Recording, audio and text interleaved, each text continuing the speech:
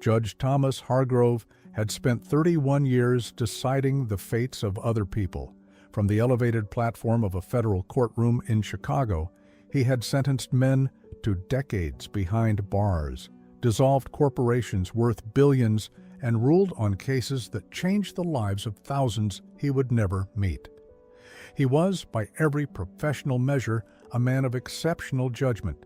That was precisely what made what happened to him so devastating, and so difficult for anyone who knew him to accept. Thomas was born in Evanston, Illinois in 1964, the second of 3 children raised by a high school principal father and a nurse mother who believed, above all else, in the transformative power of discipline and education. He earned his undergraduate degree at Northwestern, his law degree at the University of Chicago, and clerked for a Seventh Circuit judge before entering private practice at a downtown firm where he quickly distinguished himself as a litigator of unusual precision. He argued without theatrics, relying instead on the kind of careful, methodical reasoning that judges respect and opposing counsel dread. At 41, he was appointed to the federal bench by President Bush. At 58, he was one of the most senior judges in the Northern District of Illinois, known equally for his erudition and his impatience with sloppiness. His private life had never matched the clarity of his professional one. He married Catherine Marsh in 1994, a corporate attorney he had met during a Bar Association conference in Washington. They were well-suited in temperament, both driven, both precise, both more comfortable with argument than with silence. But those shared qualities, which made them formidable colleagues, made them poor companions. The marriage lasted 14 years. They divorced in 2008, quietly and efficiently. The way competent people manage painful things. There were no children. Catherine relocated to New York and remarried within 3 years. Thomas stayed in the condo on Lakeshore Drive and filled the hours she had once occupied with case files, legal journals, and the steady, solitary rhythm of a man who had stopped expecting company. By the time he turned 57, Thomas Hargrove had been alone for 13 years. Not unhappily, he would have told you. And he would have believed it. He had close colleagues on the bench, a small circle of friends from law school, a weekly dinner with his sister Margaret, and her husband in Oak Park. He ran 5 miles along the lakefront every morning. He read history and listened to Coltrane and kept a meticulous vegetable garden on his building's rooftop terrace. His life was ordered. It was productive. It was, in almost every visible way, complete.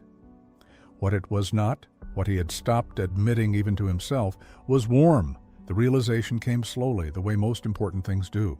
It arrived not in a single moment of crisis, but in the accumulated weight of small absences.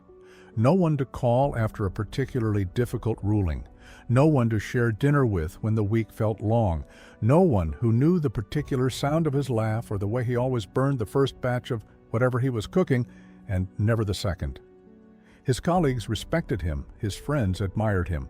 But admiration, he had learned at great cost, is a cold substitute for intimacy. His clerk, a sharp 26-year-old named Diana, who treated him with a warmth that bordered on daughterly concern, was the one who suggested it first, half-jokingly, while they were working late on a class action ruling in November 2021. "Judge, you should try one of those apps. My uncle met his fiancée on one. They're engaged now." Thomas had dismissed the idea with a raised eyebrow and returned to the opinion.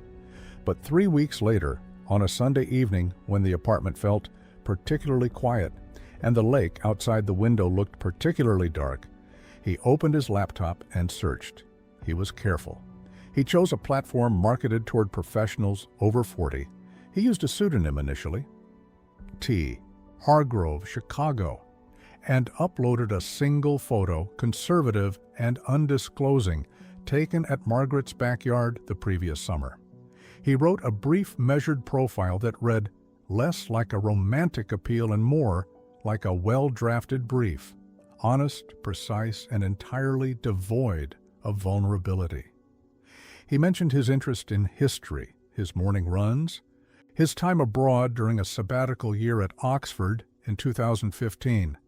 He mentioned, almost incidentally, that he was looking for a genuine connection with someone intellectually engaged and emotionally present. Within 48 hours, he had a message. The profile picture showed a woman of approximately 52, elegant and composed, with silver-streaked hair and the kind of calm, self-possessed expression that suggested someone who had earned her steadiness the hard way.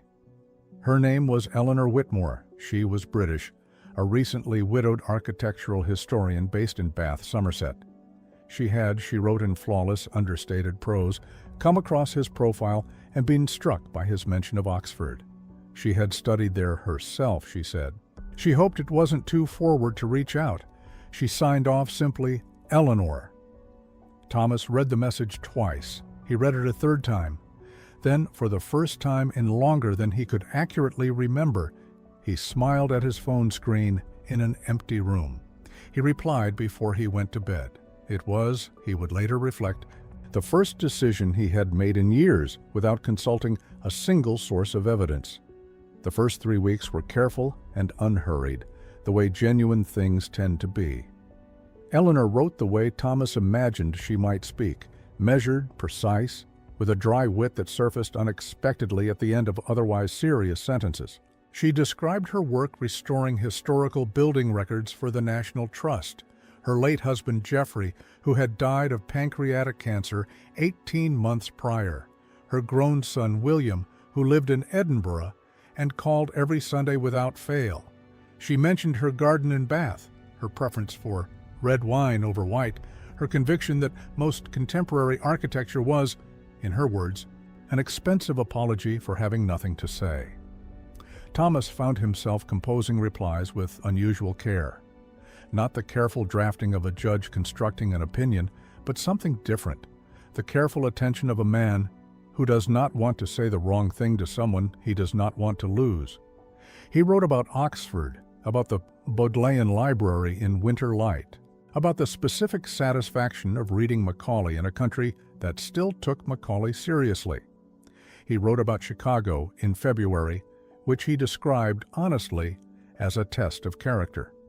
She responded that Bath in February was merely a test of waterproofing. By December, they were exchanging messages daily. By January, the messages had grown longer and the hours between them shorter. Eleanor possessed the rare quality of asking questions that were genuinely interested rather than socially obligatory. She wanted to know what cases had stayed with him, what rulings he had second-guessed, what it felt like to hold that degree of institutional authority over other human beings. No one had asked him questions like that in years. Most people, upon learning he was a federal judge, either became visibly nervous or visibly deferential. Eleanor did neither. She engaged him as an equal and increasingly as someone she found worth knowing. The video calls began in late January. Thomas had pressed for them gently but persistently. He was a man accustomed to reading faces, and text, however eloquent, left too much unverified. Eleanor had demurred twice, citing a broken camera on her laptop, then poor internet connectivity in her part of Somerset. When the first call finally came through, it was brief, barely 9 minutes, the image slightly blurred by what she described as an old router. But the woman on the screen matched the photographs closely enough and spoke with a precision and warmth that quieted his doubts. She seemed flustered by the technology in a way that struck him as entirely authentic. He found it endearing. What Thomas could not have known was that the woman on the screen was not Eleanor Whitmore. She was a 29-year-old actress named Priya, recruited by the operations coordinator for exactly these moments: brief calls, poor lighting, enough visual confirmation to silence a skeptical man without providing enough clarity to expose the deception. The real Eleanor Whitmore did not exist. The photographs belonged to a retired school teacher in Surrey who had no knowledge her image had been appropriated. The operation was run not from Bath, but from a network of rented offices in East London, coordinated by a man named Marcus Webb, 51, a former financial advisor who had been struck off the register in 2014 for orchestrating investment fraud and had since redirected his considerable organizational intelligence toward something considerably more dangerous. Webb's operation was sophisticated. His team used research profiles on each target before initial contact. Professional background, financial indicators, relationship history were publicly available. Psychological profile extrapolated from social media and professional publications. Thomas Hargrove's profile had been considered exceptional. Financially stable, professionally isolated, recently active on a platform indicating renewed desire for connection, and possessing the particular vulnerability of a disciplined man who had suppressed his emotional life for so long that any genuine-seeming warmth would feel to him like water in a desert. The financial requests began in March, 4 months in. A burst pipe in the bathhouse, she said. Jeffrey's estate was still tied up in probate, her own savings temporarily inaccessible. She was mortified to mention it. She had debated for days whether to say anything at all. It was only because she trusted him, she said, only because what they had built felt real enough to be honest about, that she was telling him at all. She explicitly did not ask for money. She simply described the situation. Thomas transferred $4,000 through an international wire service the same afternoon and told her not to think about repayment. Her response was a voice message, soft and genuinely moved sounding, in which she said that she had not expected to feel this safe with anyone again. By April, Thomas had transferred a total of $11,000 across 4 separate requests, each one plausible in isolation, each one slightly larger than the last. His colleague on the bench, Judge Raymond Aldridge, noticed something different about him during their standing Thursday lunch. A lightness, a distraction that Raymond couldn't place. "You seeing someone?" Raymond asked, more curious than probing. Thomas smiled in a way that was answer enough. "Someone in England, actually." Raymond raised an eyebrow. "England?" Thomas shrugged slightly, the gesture of a man who knows how it sounds and has chosen not to care. "She's suggesting I visit," Thomas said. "Bath. She wants to show me the city properly." Raymond looked at him for a long moment. He chose his next words with the care of a man who values a friendship enough to risk it.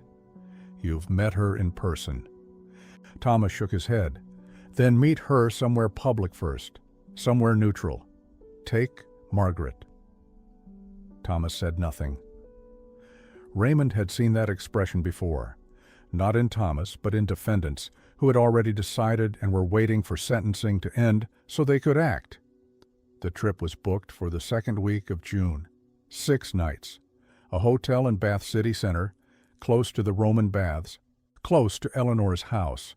She had offered to host him, but Thomas had declined. It felt too presumptuous for a first meeting, he said. She had seemed touched by the consideration. They had planned each day together like a careful itinerary: tea at the pump room, a walk along the Kennet and Avon Canal, dinner at a restaurant on Milsom Street that Eleanor said had the best lamb in Somerset. Thomas told Margaret 2 days before departure. She was quiet for a moment that lasted slightly too long, then asked the questions he had expected. "How long have you been talking to her? Have you met in person? How much do you actually know about her life there?" He answered each one steadily, the way he answered questions from the bench, not defensively, but with the quiet certainty of someone who believes the record speaks for itself. Margaret hugged him before he left, and said only that she hoped it was everything he was expecting. She meant it. She also had a feeling, which she could not justify and could not shake, that it would not be. Thomas flew out of O'Hare on a Tuesday morning in June, carrying a single carry-on bag and the particular hope of a man who has waited a very long time for something to be real. Bath received Thomas Hargrove the way it receives most Americans in June, with Georgian grandeur, soft rain, and the particular golden light that bounces off limestone facades in the late afternoon and makes everything look older and more permanent than it actually is. He had been here once before, briefly, during his Oxford sabbatical, but the visit had been academic and solitary. This time felt different. This time, someone was supposed to be waiting. His hotel sat 2 blocks from the Roman Baths, a quietly elegant property with high ceilings and a front desk staffed by a young man who addressed him as Sir without irony. Thomas checked in, showered, changed into the jacket he had brought specifically for this occasion, and texted Eleanor that he had arrived. Her reply came in 4 minutes. "So glad you're here. I've been nervous all morning, if you can believe it. Meet me at the pump room at 3:30. I'll be the one pretending to be composed." He smiled at his phone. He walked the short distance along Abbey Churchyard, past tourists photographing the Bath Abbey facade and a street musician playing a Bach partita on a violin with conspicuous competence. The city felt exactly as she had described it, unhurried, self-possessed, comfortable in its own history. He arrived 3 minutes early and stood near the entrance. The woman who approached him was not the woman from the photographs. He registered it in the first second, not dramatically, not with alarm, but with the quiet precision of a man trained to notice discrepancy. She was perhaps 45, auburn-haired where Eleanor was silver, slightly shorter, with a nervous energy in her movements that the photographs had never suggested. She smiled broadly and extended both hands to take his, and said, in a convincing West Country accent, "Thomas, you actually came." Her name was Diane. She was a freelance events coordinator from Bristol who had been contracted by Webb's operation 6 weeks prior, briefed extensively on Eleanor's constructed biography, and paid £3,000 to play the role for 4 days. She had been told it was an unconventional but legitimate matchmaking arrangement, a wealthy client who was extremely private and used intermediaries for first meetings. She had believed it because she had needed to believe it, and because £3,000 was more than she earned in a reasonable month. Thomas, to his credit, did not ignore what he had noticed. Over tea at the pump room, genuinely excellent Earl Grey, thin sandwiches, a pianist working through Schubert at a respectful volume, he asked her, carefully, why she looked different from her photographs. Diane had been prepared for this. She said the photos were 2 years old, taken before Jeffrey's illness, before the weight of caregiving had changed her. She touched the silver at her temples and said she had let it grow back recently. She laughed softly and said she hoped he wasn't disappointed. He said he wasn't. He said she seemed warm and intelligent, and that he was glad to be sitting across from her. Both of those things were true. What he told himself in the hours that followed, what he chose to accept, was that photographs simply don't capture a person, that the voice, the wit, the months of correspondence were the real Eleanor, and physical appearance was merely the least important variable. It was a reasonable argument. It was also exactly what Diane had been coached to encourage him to believe. They spent 3 days together, the canal walk she had promised, dinner on Milsom Street, a Sunday morning at the American Museum in Britain, which had been Eleanor's suggestion in an earlier message, and which Diane executed without stumbling. She was good, not brilliant, but good enough for a man who wanted to believe.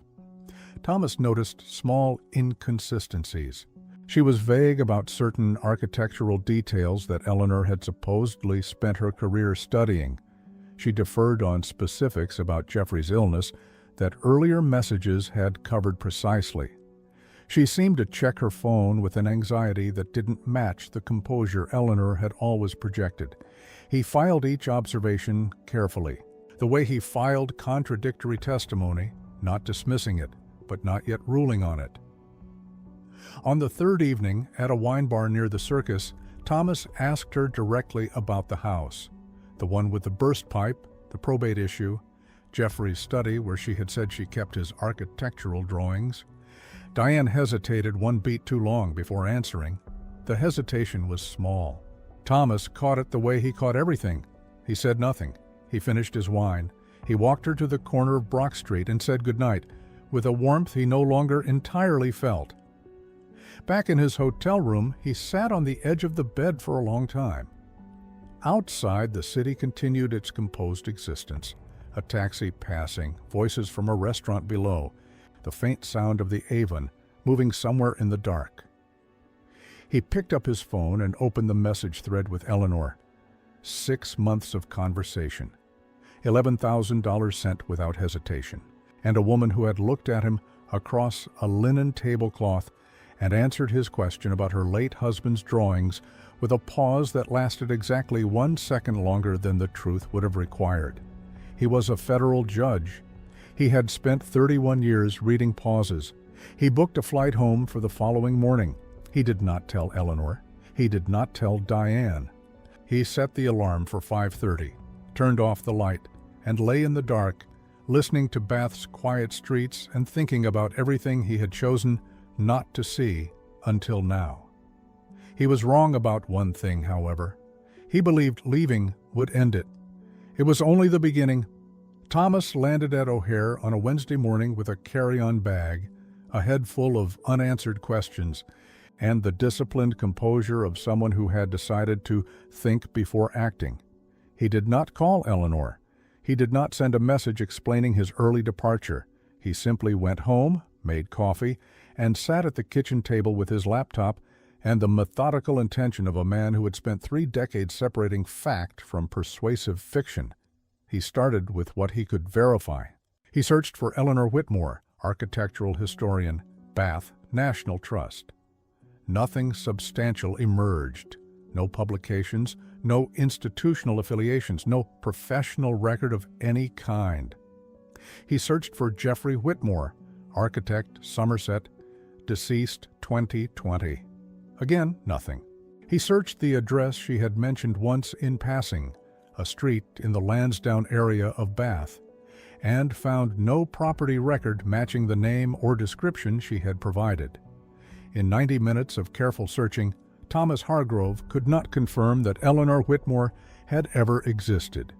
He sat with that for a long time. The coffee went cold. Outside, the lake was flat and gray under a Chicago summer overcast, the kind of sky that withholds judgment. He thought about the $11,000. He thought about the photographs of a silver-haired woman whose identity he now suspected had been appropriated without her knowledge.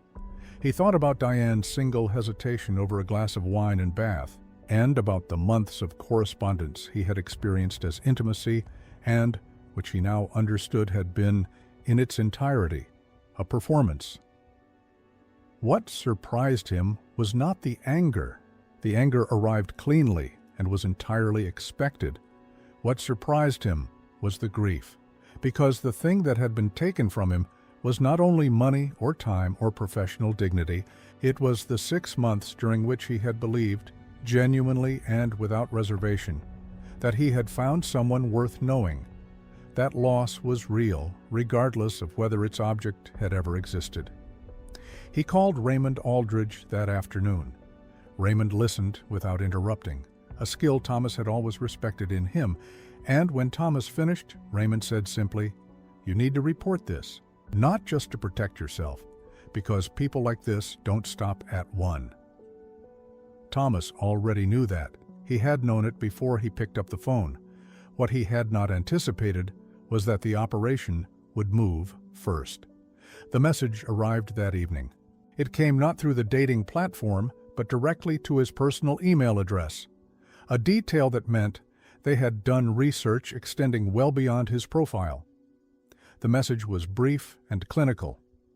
It informed him that the individual known to him as Eleanor Whitmore was in possession of materials that would be damaging to his reputation and his position on the federal bench. Screenshots of their correspondence, selectively edited to imply impropriety. A manufactured photograph, convincing enough at a glance, suggesting a compromising encounter during his Bath visit. A list of recipients that included the Judicial Conduct Board, the Chicago Tribune, and 3 named colleagues on the Northern District bench. The message then stated a figure, $80,000, wired within 72 hours, and all materials would be permanently destroyed. It was signed with no name. It did not need one. Thomas read it twice. He printed it. He placed the printout in a manila folder, labeled it with the date and time, and set it on the corner of his desk with the precision of a man who has just received a piece of evidence and knows exactly what to do with it.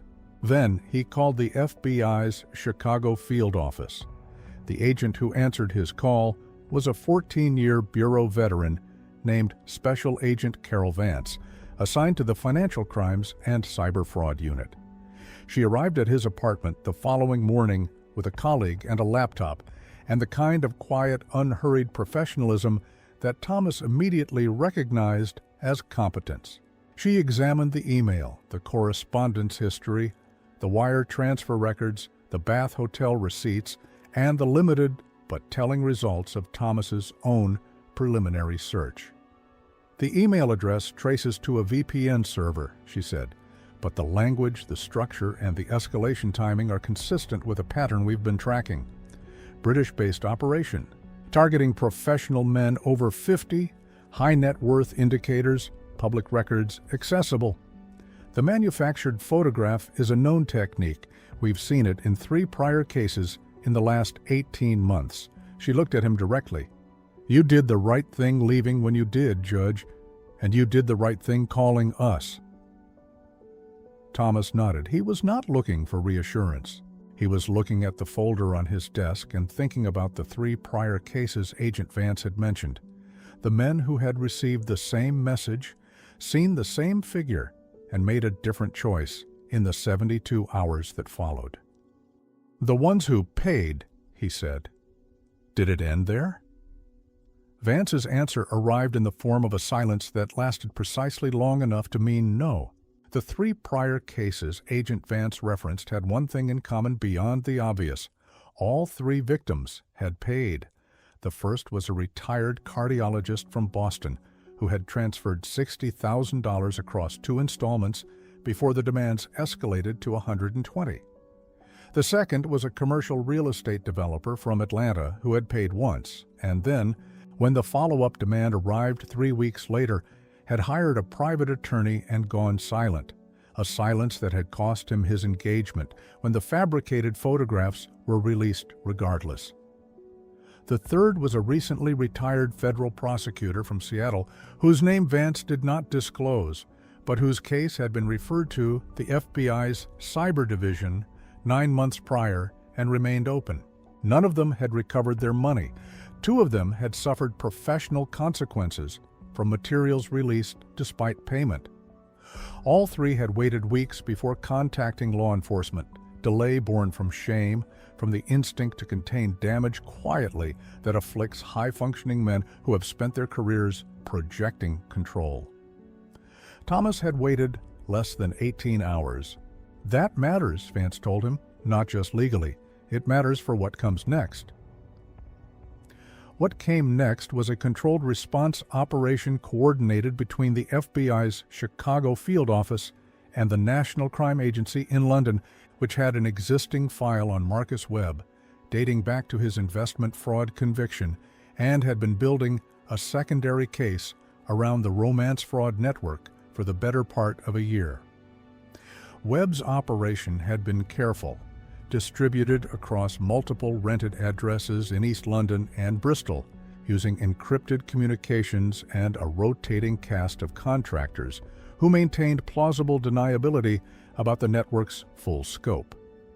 Diane, the Bristol events coordinator who had played Eleanor in Bath, had contacted law enforcement herself 3 days after Thomas's departure, unnerved by his abrupt disappearance and a subsequent call from Webb's associate, pressuring her to confirm certain details of the visit. She had not fully understood what she had participated in. Understanding it, once it arrived, had been sufficient. She agreed to cooperate fully. Over the following 3 weeks, Thomas's role shifted from victim to instrument. Under FBI guidance, he resumed contact with the Eleanor account, measured, strategically vague responses designed to keep the operation engaged, while NCA surveillance teams mapped the network's communication architecture. It required a particular discipline to write warmly to something he now knew to be hollow, to perform a version of trust he no longer possessed, to inhabit the emotional register of a man still hoping while thinking with the cold clarity of one who has already ruled. He was, unexpectedly, good at it, better than Vance had anticipated. "You don't read like someone running a sting," she told him after reviewing one exchange. "You read like someone genuinely conflicted." Thomas considered that for a moment. "I am," he said. "That's what makes it accurate." Margaret called twice during those 3 weeks. He told her only that he was back, that Bath had been complicated, and that he was handling it. She did not press him. She was his older sister, and she had learned over a lifetime that Thomas processed difficulty the same way he processed complex litigation, internally, methodically, and on a timeline entirely his own. What he could not tell her, what he could not tell anyone, was that the handling was taking a toll that his composure concealed, not the deception itself, which he had catalogued and set aside with practiced efficiency. What wore on him was the evenings. Sitting at the kitchen table with the laptop open, composing careful responses to a fictional woman, he found himself returning involuntarily to specific moments from those 6 months. A particular exchange about the nature of institutional authority that had genuinely surprised him with its depth. A voice message sent during a thunderstorm in November in which she had described standing at her window watching lightning cross the Somerset Hills. The voice had been real, a real person, somewhere, reading from a script written by a man in an East London office. The feeling it had produced in him had also been real. That disjunction, authentic emotion generated by fabricated stimulus, was the thing he found most difficult to file away neatly. He mentioned it once to Vance obliquely during a debrief. She nodded in a way that suggested she had heard it before, in different words, from different people. "The connection was real," she said, "on your end. That's not a character flaw. That's exactly what the operation was designed to produce." He understood that intellectually. It helped less than it should have. The breakthrough came on a Tuesday morning in late July, when NCA surveillance teams in London tracked a key communication between Webb and his primary technology contractor to a fixed address in Stratford, East London. A coordinated warrant execution followed at 4 locations simultaneously. The Stratford address, 2 rented offices in Bethnal Green, and a flat in Bristol linked to Webb's operational manager. Marcus Webb was arrested at the Stratford address at 7:15 in the morning, still in a dressing gown, a laptop open on the kitchen counter, displaying 3 active email accounts. The operational manager, a 34-year-old man named Gary O.C., was found at the Bristol flat and taken without incident. The server seized from Stratford contained records of 41 targeted individuals across 7 countries, spanning 4 years. Financial records showed total extractions exceeding $2.3 million. Fabricated photographs, blackmail templates, and psychological profiling documents for each target were recovered intact. Thomas received the call from Vance at 8:40 that morning. He was already at the courthouse, robed 17 minutes from taking the bench for a securities fraud hearing. He listened. He said, "Thank you." He ended the call, set the phone face down on his desk, and sat for a moment in the particular silence of a man receiving news he has been working toward for weeks, and finding that its arrival contained something unexpected, not relief exactly, but a loosening, the way a tension resolves in music and leaves behind not absence, but a different kind of fullness. Then he stood, straightened his robe, and walked into the courtroom. Marcus Webb was charged under the United Kingdom's Fraud Act and the Proceeds of Crime Act. with additional charges filed in coordination with American federal prosecutors under wire fraud and extortion statutes. Gary Osei received a separate indictment. Diane, the Bristol contractor, was granted immunity in exchange for testimony that proved instrumental in establishing the network's operational structure. The trial began in London in the spring of the following year and lasted 11 days. Webb pleaded not guilty on all counts and maintained, through his barrister, that he had operated a legitimate introduction service whose clients had misrepresented the nature of their arrangements. The jury deliberated for less than 4 hours. Guilty on all counts. Webb was sentenced to 9 years at a Crown Court in London. Osei received 4. The judge presiding over the sentencing remarked that the operation had demonstrated a calculated and sustained exploitation of human vulnerability for financial gain, and that the harm caused extended far beyond the quantifiable losses recorded in the financial evidence. Thomas Hargrove was not in the courtroom for the sentencing. He had provided a detailed victim impact statement through Agent Vance and the U.S. Attorney's Office, but he did not travel to London. He had been to England once on this matter, and that had been enough. He told Raymond Aldridge about it over Thursday lunch, 6 months after Webb's arrest, in the same restaurant where Raymond had first raised his eyebrow at the mention of a woman in England. He told it plainly, without dramatizing and without minimizing. The way he delivered rulings, with the full weight of what had happened and without embellishment. Raymond listened, as he always did, without interrupting. When Thomas finished, Raymond said, "You should have told me sooner." "I know," Thomas said. "I wasn't ready." Raymond nodded. Neither of them said anything for a moment. Then Raymond picked up his fork and said, quietly, "For what it's worth, the fact that you felt something, that you let yourself want something, that's not what went wrong. That's actually the only part of it that was right." Thomas looked at him. It was the most useful thing anyone had said to him in the entire span of the experience, and it came, typically, from someone who had not tried to say anything useful at all. He returned to the bench that afternoon and worked until 7. He ran the lakefront the next morning before sunrise, 5 miles in the gray June light, the water beside him steady and indifferent and enormous. He thought about the 41 names on Webb's server, the other men from other cities and countries who had received the same manufactured warmth and made the same miscalculation of trust. Most of them he would never know. A few had come forward publicly, others had not, held back by the particular shame that attaches to having wanted something and been punished for it. He thought about that shame and found, to his own mild surprise, that he did not share it. What had happened to him had not happened because he was foolish or weak or professionally inadequate.